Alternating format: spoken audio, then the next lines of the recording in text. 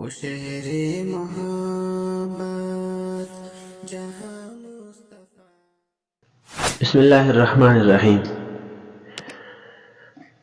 آج کا موضوع ہے وجودی باری تعالیٰ کے دلائل۔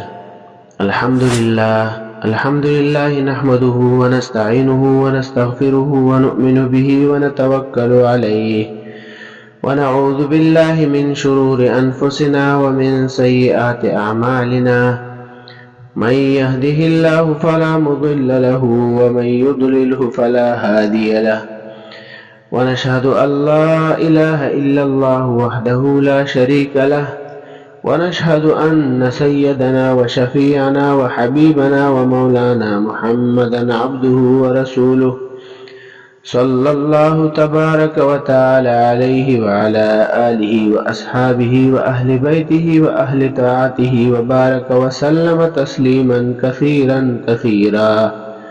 أما بعد، فأعوذ بالله من الشيطان الرجيم. بسم الله الرحمن الرحيم. ومن يدع مع الله إلها آخر لا برهان له به فإنما حسابه عند ربه إنه لا يفلح الكافرون. صدق الله مولانا العظيم وصدق رسوله النبي الكريم ونحن على ذلك لمن الشاهدين والشاكرين والحمد لله رب العالمين. سارے انبیاء کی دعوت مشترک تھی۔ محترم حضرات، جتنے بھی انبیاء کرام علیہم السلام تشریف لائے وہ سب اصول میں متحد تھے۔ سب کی دعوت یہ تھی ان اعبدوا اللہ واتقوہ واطیعون، اللہ تعالیٰ کی عبادت کرو، اس کے ساتھ کسی کو شریک مت ٹھہراؤ۔ دوسری جگہ ارشاد فرماتے ہیں وما ارسلنا من قبلک من رسول الا نوحی الیہ انہ لا الہ الا انا فاعبدون۔ آپ قرآن کریم اٹھا کر دیکھ لیجئے، قرآن کریم اس بات سے بھرا پڑا ہے۔ یہ قدرت کے مناظر توحید کے مظاہر ہیں۔ اللہ تعالیٰ نے اس کائنات کو اپنی وحدانیت کے نظاروں سے بھر دیا ہے۔ اسی لیے امام ابو حنیفہ رحمۃ اللہ علیہ فرماتے ہیں کہ اگر اللہ تعالیٰ کسی نبی کو اور کوئی کتاب بھی نہ بھیجتا تو بھی اللہ تعالیٰ کی توحید کو سمجھنے کے لیے کائنات کے مناظر کافی تھے۔ کائنات کی ایک چیز توحید کا درس دے رہی ہے۔ آسمان و زمین، نباتات و جمادات، حیوانات و معدنیات، سبھی چیزیں بزبان حال وحدانیت کا اعلان کر رہے ہیں۔ علماء نے لکھا ہے کہ جس طرح مشین کو دیکھ کر اس کے موجد کا پتہ چلتا ہے، ظاہر کو دیکھ کر باطن کی پہچان ہو جاتی ہے، اسی طرح سورج کو دیکھ کر اللہ تعالیٰ کے نور تک رسائی ہوتی ہے، نیز سمندروں کو دیکھ کر اللہ تعالیٰ کی رحمت تک رسائی ہو جاتی ہے۔ شاعر کہتا ہے وہ کون سی جا ہے جہاں جلوہ محبوب نہیں، شوق دیدار اگر ہے تو نظر پیدا کر۔ حضرت شاہ عطا اللہ بخاری رحمۃ اللہ علیہ فرماتے تھے کہ اللہ تعالیٰ کی وحدانیت کو سمجھنے کے لیے بڑی بڑی کتابوں کی ورق گردانی کی ضرورت نہیں ہے، منطق اور فلسفہ سیکھنے کی ضرورت نہیں ہے۔ اگر قلب سلیم ہو تو آدمی دودھ کو دیکھ کر بھی خدا تعالیٰ کی توحید کو پہچان سکتا ہے۔ قرآن کریم نے بھی اس طرف اشارہ کیا ہے۔ اللہ تعالیٰ کا ارشاد ہے وَإِنَّ لَكُمْ فِي الْأَنْعَامِ لَعِبْرَةً نُسْقِيكُم مِّمَّا فِي بُطُونِهِ مِن بَيْنِ فَرْثٍ وَدَمٍ لَبَنًا خَالِصًا سَائِغًا لِلشَّارِبِينَ، اور تمہارے لیے چوپایوں میں سوچنے کی جگہ ہے، پلاتے ہیں تم کو اس کے پیٹ کی چیزوں میں سے گوبر اور لہو کے بیچ میں سے دودھ ستھرا اور خوشگوار پینے والوں کے لیے۔ دودھ کو دیکھا جائے تو اس میں نہ گائے کی رنگت کا اثر ہے، نہ خون کی رنگت کا اثر ہے، نہ ہی گوبر کی بدبو کی کوئی تاثیر ہے۔ اللہ تعالیٰ سرخ رنگت اور گوبر کی بدبو زائل کر کے خوش ذائقہ، شفاف اور سفید دودھ پلاتے ہیں، اور لطف یہ ہے کہ پیتے وقت گلے میں اٹکتا بھی نہیں ہے، ادھر منہ میں ڈالا ادھر معدے میں جا پہنچا۔ عہد الستو، توحید کا اقرار اللہ تعالیٰ نے تمام انسانوں سے عالم ارواح میں لیا تھا کہ میں تمہارا رب ہوں۔ اللہ تعالیٰ نے پوچھا تھا الست بربکم، کیا میں تمہارا رب نہیں ہوں؟ تمام ارواح نے بیک زبان ہو کر جواب دیا بلا، کیوں نہیں، آپ ہمارے رب ہیں۔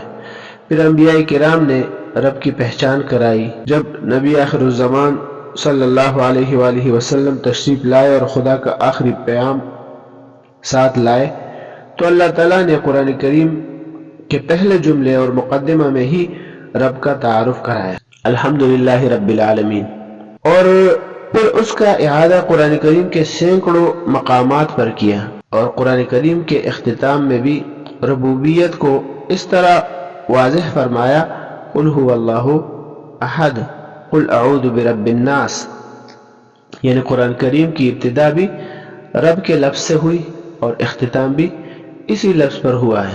کتاب کے دیباچہ اور مقدمہ میں اس کی وضاحت کی اور اسی کو تتمہ اور اختتام پر بھی بیان فرمایا، تو عالم ارواح میں بھی رب کی وضاحت کی، اور دنیاوی زندگی میں بھی انبیاء کرام علیہ السلام سے اس ربوبیت کا اعادہ کرایا گیا۔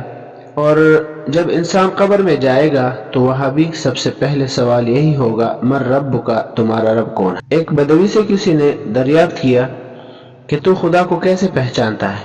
اس دیہاتی عربی نے جواب دیا کہ البعرۃ تدل علی البعیر وآثار الاقدام علی المسیر فسماء ذات الابراج وارض ذات فجاج کیف لا تدل علی اللطیف الخبیر۔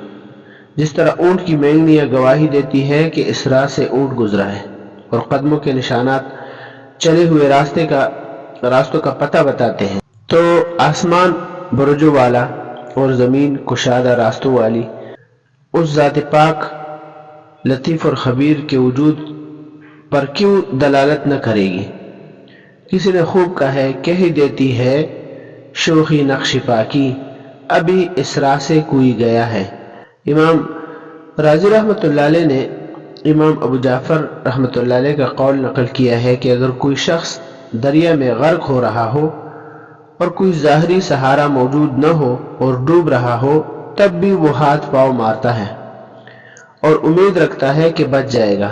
یہی امید تو ہے جو اللہ تعالیٰ کی ذات کی طرف اشارہ کرتی ہے، اگرچہ امید کی زبان پر خاموشی کی مہر لگی ہوئی ہے، مگر دل اللہ تعالیٰ کے ترانوں سے لبریز ہے۔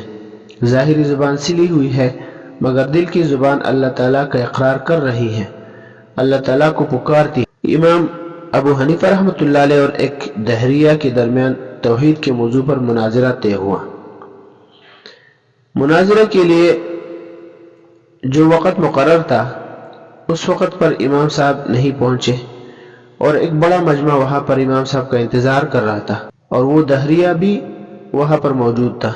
لوگوں کی نگاہیں امام صاحب کی تلاش کر رہی تھی، انتظار کی گھڑیاں طویل ہو گئی، طرح طرح کے شکوک اور شبہات اور قسم قسم کے خیالات امام صاحب کے بارے میں جنم لے رہے تھے۔ ہر طرف خاموشی چھائی ہوئی تھی کہ یکایک مجمع میں ہلچل شروع ہوئی اور ایک طرف سب کی نظریں جم گئی۔ کیا دیکھتے ہیں کہ امام ابو حنیفہ رحمۃ اللہ علیہ تشریف لا رہے ہیں، چہرہ پرسکون ہے، مجمع میں خوشی کی لہر دوڑ گئی۔ دہریہ نے امام ابو حنیفہ رحمۃ اللہ علیہ سے پوچھا کہ حضرت یہ تو بتائیے کہ توحید کے علمبردار اور اسلام کے ترجمان فرار کی ایسی کوشش کرتے ہیں، آخر تاخیر کیوں ہوئی؟ اس وقت تک آپ کہاں غائب تھے؟ جواباً امام ابو حنیفہ رحمۃ اللہ علیہ نے فرمایا کہ میں مقررہ وقت پر ہی مناظرہ کے لیے آ رہا تھا۔ جب جنگل کے قریب پہنچا تو ایک دریا ملا، اس دریا کے کنارے جیسے ہی پہنچا ایک عجیب اور غریب منظر نگاہوں کے سامنے آ گیا۔ کیا دیکھتا ہوں کہ ایک درخت خود بخود کٹ گیا اور اس کے تختے بنے، پھر اس سے خوبصورت کشتی بن گئی اور کشتی خود بخود دریا میں چلنے لگی، اور اس کنارے کے لوگوں کو اس دوسرے کنارے پار کرنے لگی۔ یہ سلسلہ برابر جاری رہا۔ دہریہ چلا اٹھا اور کہنے لگا، لوگوں سنو، ایسا معلوم ہوتا ہے کہ تمہارے امام کے دماغ میں کچھ خلل بھی واقع ہے، یعنی دماغ خراب ہے۔ کوئی کہہ سکتا ہے کہ یہ واقعہ خود بخود وجود میں آ سکتا ہے؟ لوگ بھی دم بخود حیران اور پریشان کھڑے تھے. ہر طرح مایوسی کی فضا چھا گئی. دلوں میں طرح طرح کے شیطانی وسوسے جنم لینے لگے. اتنے میں امام صاحب کے لب ہلے، زبان سے پھول جڑنے اور موتیوں کی مالا بننے لگی. فرمایا یہ ٹھیک ہے کہ کوئی چیز خود بخود وجود میں نہیں آ سکتی اور نہ ہی فنا ہو سکتی ہے. نہ درخت بغیر کاٹے کٹ سکتا ہے، نہ کشتی بغیر بنائے بن سکتی ہے، اور نہ ہی دریا میں روا دوا ہو سکتی ہے. پھر سامعین اور حاضرین کو متوجہ کر کے فرمایا اگر میں کہتا ہوں کہ ایسا واقعہ ہوا ہے، مزید برآں یہ عرض کروں کائنات کا اتنا بڑا نظام بغیر کسی کے چلائے ہوئے چل رہا ہے تو اس سے بڑا باغی اور جھوٹا کون ہوگا جو یہ کہتا ہے. دہریہ نے یہ سنا تو سر جھکا دیا اور اللہ تعالیٰ کی توحید کا قائل ہو گیا. ایک اور واقعہ یاد آیا. حضرت امام ابو حنیفہ رحمۃ اللہ علیہ سے ایک دہریہ کہنے لگا کہ مجھے آپ سے 3 سوالات کرنے، اور آپ سے پہلے بھی یہ سوال کئی لوگوں سے کر چکا ہوں لیکن اب تک کوئی اس کا جواب نہ دے سکا. امام ابو حنیفہ رحمۃ اللہ علیہ نے فرمایا کہ پوچھو کیا سوال ہے. وہ کہنے لگا کہ اللہ تعالیٰ سے پہلے کون تھا؟ حضرت نے فرمایا 10 سے 1 تک گنتی گنو. اس نے گننا شروع کر دیا 10 9 8 7 6 5 4 3 2 1. حضرت نے اس سے پوچھا 1 سے پہلے کیا ہے؟ جواب دیا کہ 1 سے پہلے کوئی چیز نہیں. امام صاحب نے فرمایا جس طرح 1 سے پہلے کوئی چیز نہیں ہے اسی طرح اللہ تعالیٰ سے پہلے بھی کچھ نہیں ہے. دوسرا سوال کیا کہ اللہ تعالیٰ کہاں ہے؟ امام صاحب نے موم بتی جلائی اور اس سے پوچھا کہ اس کی روشنی کہاں ہے؟ اس نے جواب دیا کہ اس کی روشنی تو ہر طرف پھیلی ہوئی ہے. امام صاحب نے فرمایا کہ اسی طرح اللہ تعالیٰ بھی ہر جگہ موجود ہے جس کا نور ہر سو پھیلا ہوا ہے. جس طرح دودھ کو دیکھ کر معلوم نہیں ہوتا کہ اس میں مکھن ہے، لیکن اگر کہا جائے کہ اس میں مکھن نہیں ہے تو دنیا اس کو جھوٹا کہے گی کیونکہ دودھ سے ہی مکھن بنتا ہے. تو اللہ تعالیٰ کا ادراک بھی ہم سائنس، ٹیکنالوجی یا حواس خمسہ سے نہیں کر سکتے. اکبر مرحوم رحمۃ اللہ علیہ نے کہا تو دل میں تو آتا ہے سمجھ میں نہیں آتا، بس جان گیا میں تیری پہچان یہی ہے. تیسرا سوال یہ کیا کہ اللہ تعالیٰ اس وقت کیا کر رہا ہے؟ امام صاحب نے فرمایا کہ اب تک تو جوابات کڑے کڑے دیے، اب تو کرسی سے اتر کر نیچے آ اور میں تیری جگہ بیٹھ کر سوال کا جواب دیتا ہوں. جب وہ کرسی سے نیچے اترا اور امام صاحب کرسی پر تشریف لے گئے تو فرمایا کہ اللہ تعالیٰ اس وقت تجھے کرسی سے نیچے اتار رہا ہے اور مجھے اوپر چڑھا رہا ہے، کرسی پر بٹھا رہا ہے. چنانچہ وہ ملحد لاجواب ہو کر رہ گیا اور توحید کا اعتراف کر لیا. اللہ تعالیٰ کی وحدانیت کا قائل ہو کر حلقہ بگوش اسلام ہو گیا. امام مالک رحمۃ اللہ علیہ سے کسی نے وجود باری تعالیٰ کے بارے میں پوچھا تو جواب دیا کہ آوازوں اور زبانوں کا ایک دوسرے سے مختلف ہونا، یہ اختلاف نغمات اور اختلاف لسان وجود باری تعالیٰ کا پتہ دیتی ہے. دنیا میں کسی شخص کی آواز اور شکل و شباہت دوسرے شخص کی طرح ہو بہو نہیں ہوتی، کچھ نہ کچھ فرق ضرور ہوتا ہے. حالانکہ آواز ایک ہی جگہ سے نکلتی ہے، سانس کی نالی بھی ایک ہی قسم کی ہے، گلے کی ساخت بھی ایک ہی طرح کی ہے، زبان کی ساخت بھی اس میں بھی کوئی فرق نہیں ہے، مگر پھر بھی ایک شخص کی آواز کسی دوسرے سے نہیں ملتی. انگنت چہرے اللہ تعالیٰ نے تخلیق کیے. چہرے بنانے والی ایک ایسی فیکٹری ہے جس میں رنگارنگ چہرے بنتے ہیں. سانچہ ایک ہے مگر شکل و شباہت میں فرق رکھا. ایک شکل میں دوسرے سے پوری طرح نہیں ملتی، یہاں تک کہ ہاتھوں کی لکیر اور نشانات بھی ایک دوسرے سے مختلف. ہی نطفے سے انسان کو بنایا، گندا ناپاک پانی جس کے نکلنے سے غسل واجب ہوتا ہے، کپڑے پر لگنے سے طہارت حاصل کرنے کے لیے کپڑا دھونا واجب ہوتا ہے، مگر اللہ تعالیٰ نے اس گندے ناپاک پانی کو ایسے نقش و نگار سے مزین کر دیا کہ ناپاک قطرے سے بننے والا انسان اشرف المخلوقات کہلایا. اور اللہ تعالیٰ نے نطفے سے انسان بننے تک کے عمل کی تصویر کشی کیسے خوب انداز میں فرمائی ہے. فرمایا ثم خلقنا النطفة علقة فخلقنا العلقة مضغة فخلقنا المضغة عظاما فكسونا العظام لحما. اللہ تعالیٰ اس نطفے سے اتنا خوبصورت انسان تخلیق کر دیتا ہے کہ ماں باپ کو اس کو دیکھ کر چومنے لگتے ہیں. دوسری جگہ فرمایا لقد خلقنا الانسان فی احسن تقویم، ہم نے انسان کو بہترین سانچے میں ڈالا. ایک جگہ ارشاد ربانی ہے فی ای صورت ما شاء رکبک، اللہ تعالیٰ جس کو چاہے جس صورت میں چاہے جس شکل میں بنائے. یہ اللہ تعالیٰ کی مصوری ہے، اللہ تعالیٰ کی نقش و نگاری ہے اور اسی کی تخلیق ہے. غرض یہ کہ انسان کی زبان اور رنگت اور شکل میں اختلاف ہی اللہ تعالیٰ کے وجود کی دلیل ہے، اور اختلاف صورت میں اللہ تعالیٰ کی وحدانیت مضمر ہے. ایک مرتبہ امام احمد بن حنبل رحمۃ اللہ علیہ سے کسی نے پوچھا آپ کے پاس اللہ تعالیٰ کے وجود کی کیا دلیل ہے؟ حضرت نے جواب دیا کہ میں نے ایک روز دیکھا کہ ایک گنبد ہے جس کی دیوار چاند کی طرح سفید ہے، اور اس میں نہ کوئی دروازہ ہے، نہ ہوا کا گزر ہے، اور نہ ہی خوراک پہنچانے کا کوئی ذریعہ ہے، اور اسی میں رہنا اور سونا ہے. آرامگاہ ہر طرف سے بند ہے، لیکن اچانک اس کی ایک دیوار گرتی ہے اور اس محل سے جیتا جاگتا جانور نکلتا ہے. اس کی خوبصورت شکل و صورت ہے اور وہ پیاری بولی بولتا ہے، دوستی اور دشمنی بھی کرتا ہے، اور یہ خوبصورت محل انڈا ہے. یہ جانور پیدا ہوتے ہی ماں کی طرح دانہ چکتا ہے اور دوست اور دشمن کی پہچان بھی رکھتا ہے. اسے شعور بھی حاصل ہو جاتا ہے. بعض اوقات یوں ہوتا ہے کہ جب مرغی کو انڈوں پر بٹھایا جاتا ہے تو ساتھ ہی 2-3 بطخ کے انڈے بھی رکھ دیے جاتے ہیں. اس طرح مرغی ان انڈوں کو بھی سے لیتی ہے. جب ان سے بچے نکلتے ہیں تو بطخ کے بچے مرغی کے ساتھ ہی چلتے ہیں. جب مرغی نہر یا نالی وغیرہ کے کنارے سے گزرتی ہے تو مرغی اور اس کے بچے نالی کے کنارے کنارے چلتے ہیں، مگر بطخ کے بچے پانی میں ڈبکی لگاتے ہوئے اور پانی میں تیرتے ہیں. ان کو شعور کس نے دیا کہ تم تیرنا جانتے ہو اور پانی میں چل بھی سکتے ہو؟ یہ دلیل ہے خدائے لم یزل کی. کون سی جا ہے جہاں جلوے محبوب نہیں، شوق دیدار اگر ہے تو نظر پیدا کر. امام شافعی رحمۃ اللہ علیہ سے کسی نے پوچھا تم نے پروردگار کو کس دلیل سے پہچانا؟ تو جواب دیا میں نے تو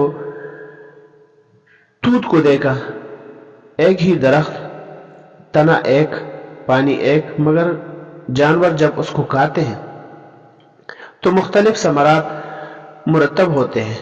اس کو بکری کھائے تو مینگنیاں دیتی ہے، ریشم کا کیڑا کھاتا ہے تو ریشم بنتا ہے، شہد کی مکھی کھائے تو شہد بنتا ہے. اس منظر سے متاثر ہو کر شیخ سعدی رحمۃ اللہ علیہ بے اختیار پکار اٹھے بزرگ درختہ سبز و ہوشیار، ہر ورق دفتریست معرفت کردگار. یہ تو معرفت الہی کے توتی دلائل تھے. اب ذرا عنکبوتی دلائل سنیے. عنکبوت مکڑی کا گھر اللہ تعالیٰ کی معرفت کا ذریعہ ہے، کیونکہ مکڑی گھر بنانے کے لیے جو تار بناتی ہے وہ 4 تاروں سے بنا ہوتا ہے اور ہمیں ایک تار نظر آتا ہے.